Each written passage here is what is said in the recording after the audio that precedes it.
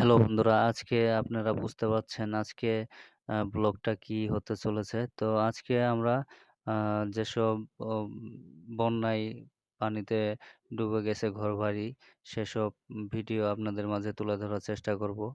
তো এখন আমরা বাইকে আছি। বাইক করে আমরা এখন দেয়ানগঞ্জের উদ্দেশ্যে যাচ্ছি। তো যাওয়ার পথে এই যে দেখতে পাচ্ছেন রাস্তার চারপাশ দিয়ে অনেক পানি। আসলে অনেক পানি হইছে আবার। তো আমরা এখন আস্তে আস্তে রওনা দিচ্ছি। আমরা মূলত দেয়ানগঞ্জের উদ্দেশ্যে যাচ্ছি।